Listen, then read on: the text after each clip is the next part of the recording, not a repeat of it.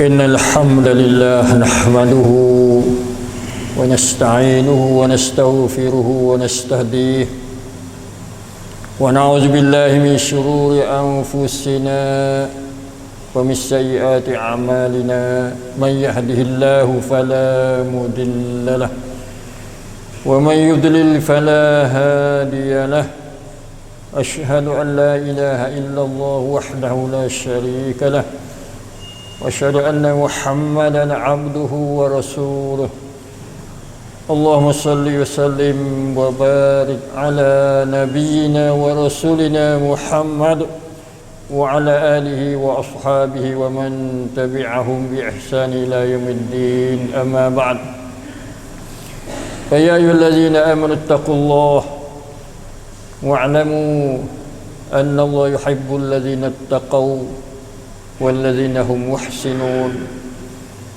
Sidang hadirin ahli jemaat yang dimuliai Allah sekalian, kita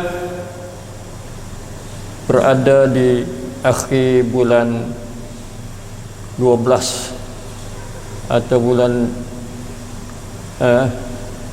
Tanwakum 2565 atau 2021. Sudah cukup 2 tahun bermula dari kemunculan atau timbulnya penyakit virus COVID-19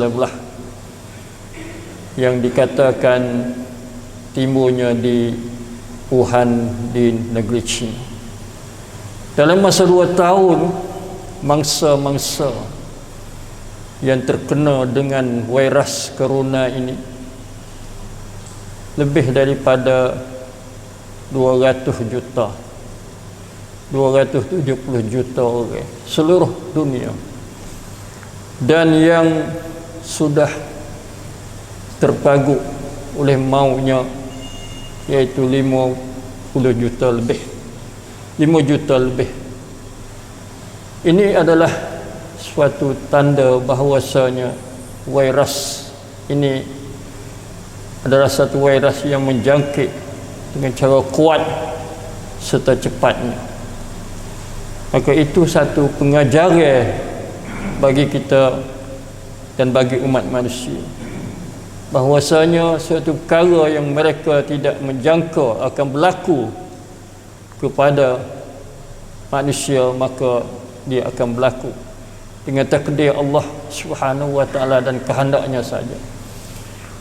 Bukan saja manusia jadi mangsa, jadi upaya kepada virus ini, tapi dia juga menjejaskan beberapa bahagian kehidupan manusia, sama ada di segi ekonomi. Yang jelas sekali kita tengok kedai-kedai, pekerja-pekerja terpenganggur, kedai-kedai ditutup, dan juga dari segi pelajaran pendidikan anak-anak kita, daripada normal kepada new normal, daripada peketik kepada tidak peketik, daripada biasa kepada tidak biasa. Bukan saja di segi pendidikan, di segi ekonomi, tetapi ia juga dari segi pergaulan hidup kita. Majlis-majlis perkahwinan tidak diadakan cara besar-besaran, cuma nikah kahwin dengan akad sahaja dan buat kenduri cara kecil-kecilan di antara waris-waris saja. Itu juga kita yang kita sedang menjalankan, iaitu menjejaskan di segi pelaksanaan ibadat kepada Allah Subhanahu wa taala. Cara berhimpun, cara berjemaah, baik solat Jumaat, yang mana ini baru saja kita memulakan solat Jumaat, setelah mana kita berhenti dalam beberapa bulan, dan pula muka-muka kita tidak seperti biasa, ditutup dengan pelitup hidung dan mulut. Begitu juga solat jemaah, solat hari raya, dan juga bulan Ramadan solat tarawih. Ini adalah suatu pengajaran yang besar kepada manusia untuk kita berfikir dan kita menghadapi, bagaimana kita nak menghadapi. Lebih lagi kita berada di pintu tahun baru 2022 atau 2555 ini. Apakah kita akan masih dalam norma, dalam new normal, dalam keadaan tidak biasa, atau dalam tata cara hidup yang baru dari segi ibadat dan sebagainya. Walau bagaimanapun, kita selaku orang Muslim, kita tidak sama sekali putus asa, dan kita kenal baik bahawa ini adalah satu ujian Allah Subhanahu wa taala kepada umat manusia, dan termasuknya kita umat Islam di seluruh dunia. Maka kita, walau bagaimanapun dunia, walau bagaimana keadaan ujian Allah Subhanahu wa taala, walau bagaimanapun ekonomi merusut, menurun mundur, walau bagaimanapun dari segi pendidikan anak-anak kita, dan kita sendiri pun begitu juga, walau bagaimanapun di segi sosial, kemasyarakatan, hubungan kita dengan kaum kerabat, silaturahim, dan dengan kawan-kawan dan dengan umat manusia. Tapi kita tetap bahawa kita adalah orang yang terbaik di kalangan umat manusia yang lain. Dengan sebab kita beriman kepada Allah Subhanahu wa taala, maka sudah cukup kita menjadi orang yang terbaik. Sebab kerana kita dijamin oleh Islam kita. Nabi sallallahu alaihi wasallam bersabda dalam suatu hadis yang maksudnya, heran urusan orang mukmin, bagus urusan mereka itu. Urusan mereka itu semuanya baik, yang tidak ada pada orang yang lain. Kalau mereka diberi kesenangan, kalau mereka diberi hidup yang mewah, syakara, mereka syukur pada Allah Subhanahu wa taala. La in syakartum la azidannakum. Jika kamu syukur nikmat aku, nescaya aku tambahkan lagi kepadamu. Jika mereka ditimpa oleh satu-satu ujian dengan kesusahan, maka mereka sabar, maka mereka beroleh kebaikan. Ikut apa sahaja keadaan orang-orang beriman kepada Allah Subhanahu wa taala, maka semuanya adalah baik untuk mereka. Sabar adalah satu cara untuk kita menghadapi walau tahun apa sahaja pun, tahun baru, tahun lama, maka kita wabasyiris sabirin adalah innallaha ma'as sabirin. Allah bersama, tolong, bantu, sokong orang-orang yang sabar. Wala nabluwannakum bisyai'in minal khawfi wal ju'i wa naqsin minal amwali wal anfusi wath thamarat wabasyiris sabirin. Demi sesungguhnya kami akan menguji kamu, hai manusia, dengan sikit saja daripada ketakutan. Bimbang takut kena COVID, kena Omicron baru yang lebih cepat lagi, kena pocok, kena suntik 3 kali, satu virus yang panggil degil, tak berapa nak terima vaksin-vaksin yang biasa. Tapi kita tetap sabar, jaga. Daripada lapar, memang bila diuji, selalu kita ada di kalangan orang-orang kita, orang Islam kita dan manusia lain dia lapar. Tapi kalau kita ambil pengajaran daripada sejarah hidup Nabi kita sallallahu alaihi wasallam, Nabi kita diuji lebih pada kita lagi. Pernah kita dengar dan sabit pada sejarah bahawa Nabi dikepung oleh orang-orang kafir Quraisy panggil baikot Nabi. Tak saya jual beli, tak saya menikah, tak saya menega, tak saya ziarah.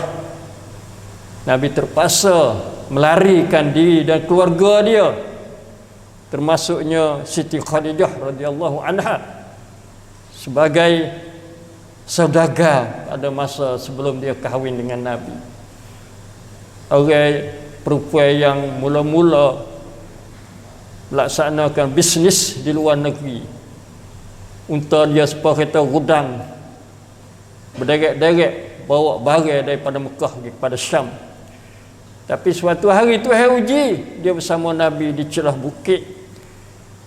3 tahun dikepung, dibaikotkan oleh orang-orang kafir musyrik. Sampai tidak ada makan, tidak ada minum, makan kulit-kulit, belulai-belulai,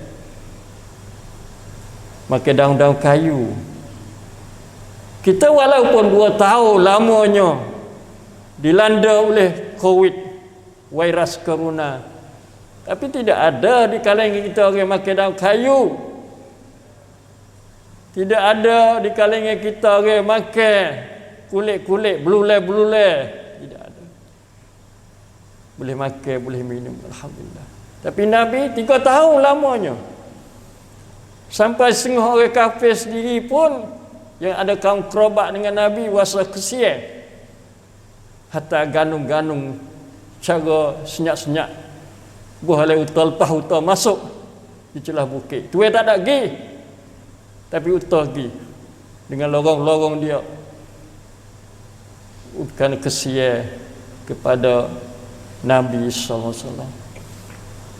Tapi Nabi dia sabar. Sebaik-baik orang sabar itu Nabi kita Muhammad sallallahu alaihi wasallam. Siti Khadijah daripada saudagar yang banyak bisnes perniagaan luar negeri, tapi terpaksa makan kulit-kulit, belulai-belulai, daun-daun kayu. Allahu Akbar, Masya Allah. Dengan sebab kesabaran Nabi sallallahu alaihi wasallam dan para sahabatnya, maka Tuhan beri kejayaan. Bila kita ditimpa senjata yang paling baik sekali untuk kita hadapi cabaran-cabaran, ujian-ujian macam ni, pertamanya takwa kepada Allah.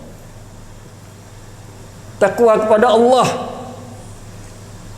Lepas tu kita sabar, buat baik kepada manusia. Innallaha ma'al ladzina taqaw wal ladzina hum muhsinun. Sesungguhnya Allah bersama, berserta, tolong, sokong orang-orang yang takwa kepada Allah dan orang-orang yang buat baik kepada sesama manusia. Mula dengan ibu bapa kita, dengan kaum kerabat kita, kemudian dengan sesama orang Muslim sebagai ukhuwah Islamiah, dan orang-orang yang kita boleh bersahabat dengan dia untuk kerjasama dari segi untuk memajukan kebaikan di atas dunia ini. Sidang hadirin jadi amat sekalian, ada dijangka bahawasanya penyakit COVID-19 ni, ada orang tanya bila nak pergi, bila nak hilang, bila nak habis daripada dunia ni, daripada manusia. Macam-macam andaian, macam-macam sekok ada setengah katanya 3 tahun lagi akan habis. Bila manusia ambil suntik ke pocok vaksin semua seluruh habis, 2 kali sehari, 3 kali sehari. Maka itu bukanlah salah. Dalam Islam tidak salah kalau kita mengubat, bahkan betul dengan sunnah, selarah dengan ajaran Islam kita, yang mana bila kita ditimpa sakit disuruh kita mengubat. Tadawu, adalah kamu itu mengubat. Innallaha wada'a da' wa wada'a lahu dawa'. Sungguh Allah Ta'ala itu menciptakan, Tuhan letak penyakit pada manusia di atas dunia ini. Maka Tuhan buat pula obat. Satu hikmah yang besar yang Nabi royak dalam hadis dia. Sebab tu kita kena ada di kalangan kita untuk dia belajar penyakit ni apakah obatnya, supaya manusia dapat menyembuhkan. Cari wasail, jalan-jalan, bukan tawakal ala Allah cara mana-mana tak boleh. Cara tidak cari sebab musabab. Macam Nabi dalam kejadian terhadap seorang sahabat, mai tanya Nabi sallallahu alaihi wasallam, bawa unta dia. Ya Rasulullah, adakah saya nak lepas unta saya atau saya nak ikat? Kemudian saya tawakal ala Allah. Apakah jawapan Nabinya? Bahkan kamu ikat. Ikat unta, lepas tu kamu tawakal ala Allah. Ikat unta tu panggil cari sebab, cari jalan, cara. Tawakal tu adalah hubungan kita dengan Allah Subhanahu wa taala sebagai seorang muslim. Itulah jalan yang betulnya. Bukan tawakal cara bulat-bulat, tidak cari sebab. Macam kita, mengapa kita solat pasal yang mana ramai kata tidak molek, tak betul dengan sunnah Nabi semaya, suruh rapat-rapat salu sawu safu pakum, rapatkanlah safu baris kamu. Tapi kita semaya sengat-sengat. Kita janganlah ambil hadis saja cara betul-betul. Kita kena mari laga dengan kejadian yang berlaku gapo terhadap manusia serta kaedah.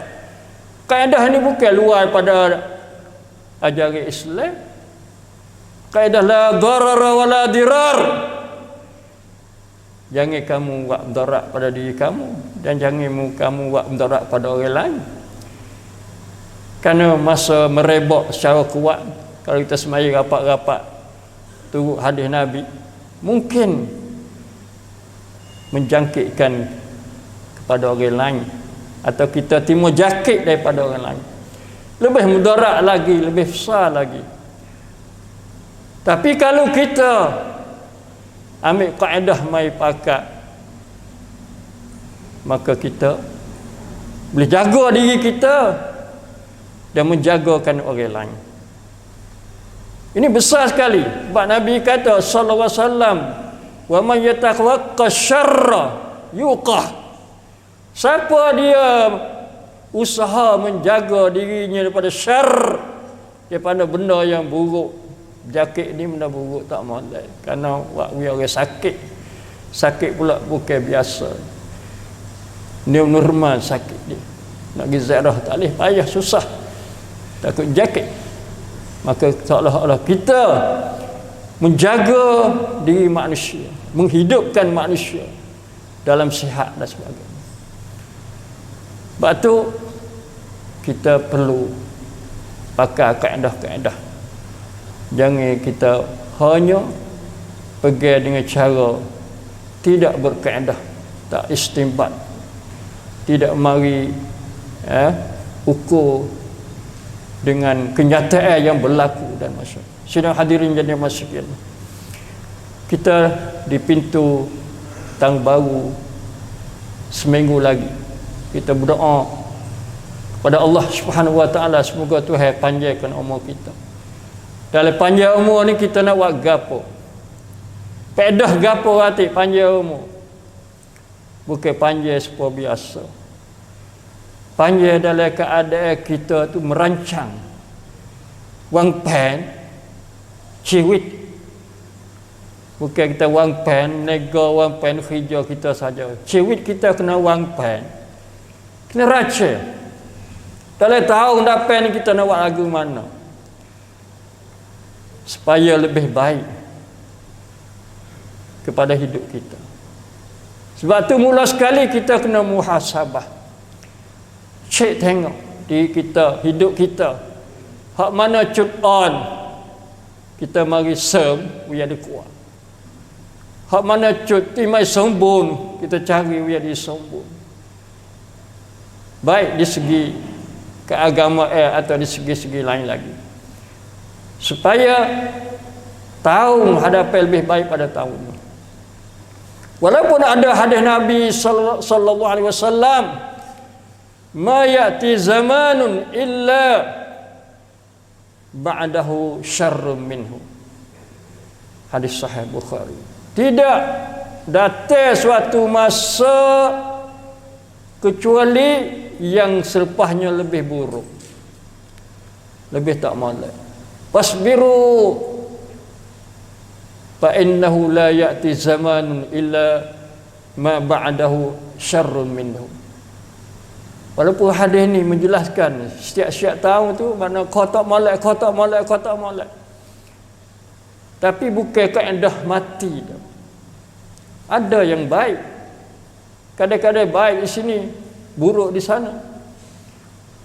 Kaedah ni dijawab oleh ulama bahawasanya masa tu ada orang mengadu pada Hajjaj Ibnu Yusuf, seorang pemerintah yang zalim, bunuh berapa ribu orang. Maka suatu perkara yang buruk dalam masa tu.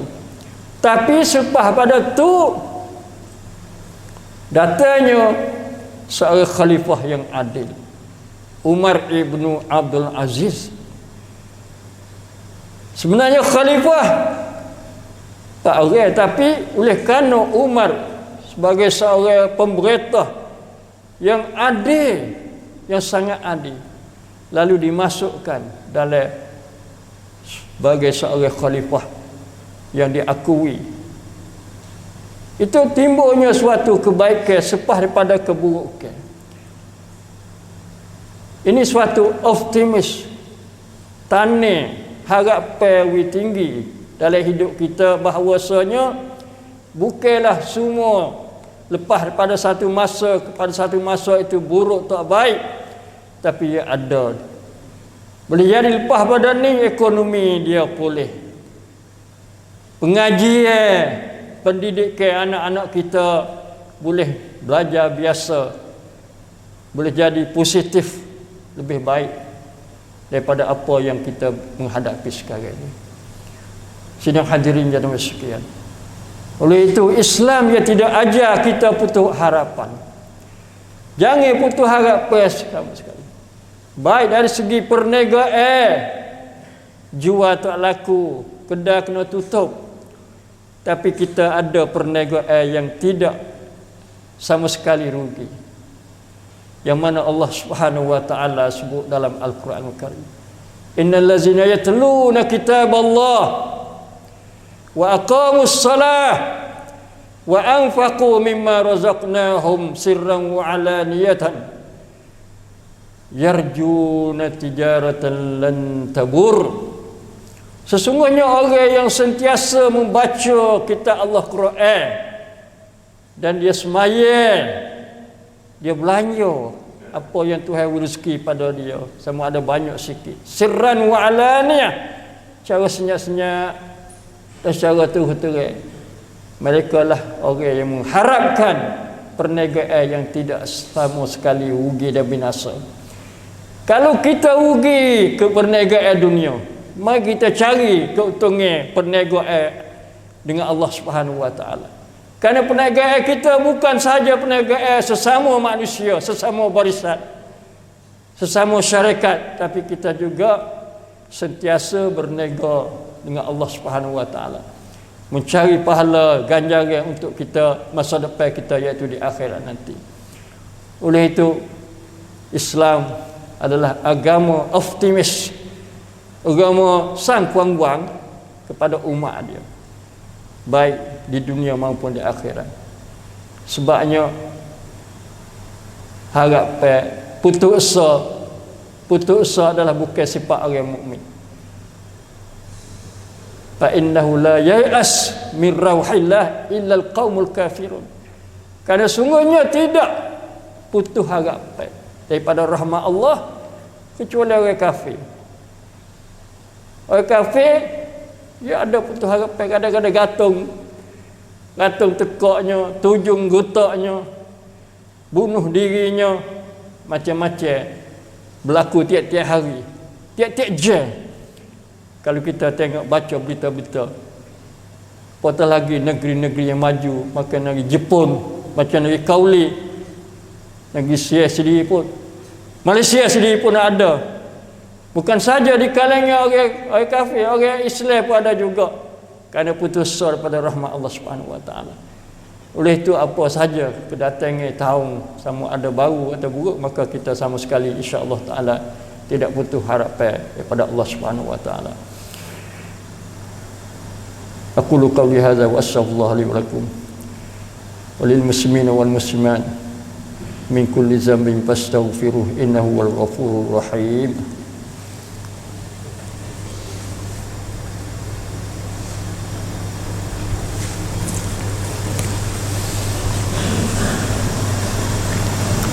Alhamdulillahilladzi afana minal amrad wal asqam wa la siyama sayil asqam wa asyhadu an la ilaha illallah wahdahu la syarika lah wa asyhadu anna Muhammadan abduhu wa rasuluh.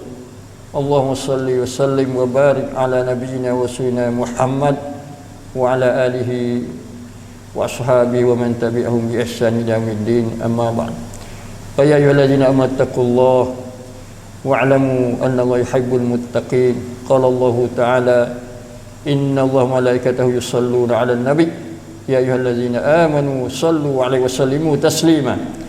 Allahumma ighfir lil muslimina wal muslimat wal mu'minina wal mu'minat al ahya'i minhum wal amwat.